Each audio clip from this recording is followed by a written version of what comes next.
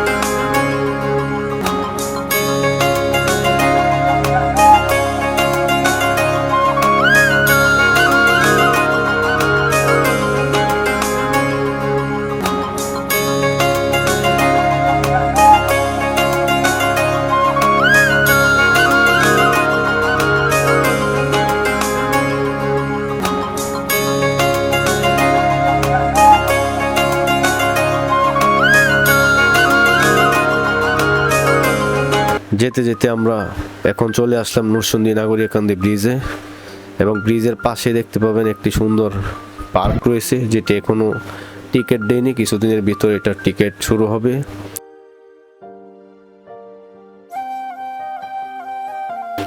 তো সবাই ব্যস্ত ছবি তোলা নিয়ে, আমরাও ব্যস্ত। পার্কটি অনেক সুন্দর সুন্দর জায়গা আছে এবং আপনার বাচ্চাদের নিয়ে ঘুরতে পারবেন, সুন্দর সুন্দর জায়গা আছে, আপনিও পারবেন আপনার ফ্যামিলি নিয়ে এখানে ঘুরতে। অসাধারণ কিছু দৃশ্য আছে ছবি তোলার জন্য এবং ভিডিও করার জন্য, ব্লগ করার জন্য, সুন্দর সুন্দর জায়গা।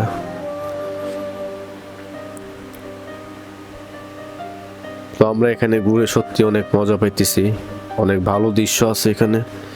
আমরা ঢুকতেছি এখন নাগরিয়াকান্দি সূর্যমুখীর যে গার্ডেন, ওইখানে এখানে আমরা 30 টাকা করে টিকিট কেটে এখন ঢুকতেছি সেই বাগানে, এবং বাগানের দৃশ্যগুলো দেখুন সবাই, অনেক সুন্দর একটি জায়গা।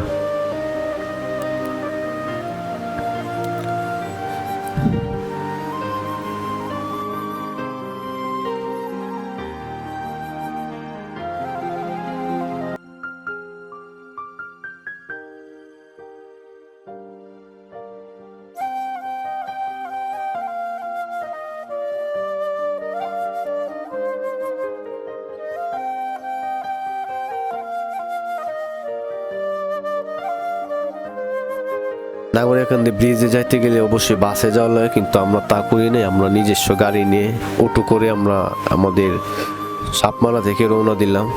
তো আজকে আমাদের ব্লগটি দেখতেই থাকুন, আশা করি আপনাদের ভিডিওটি অবশ্যই ভালো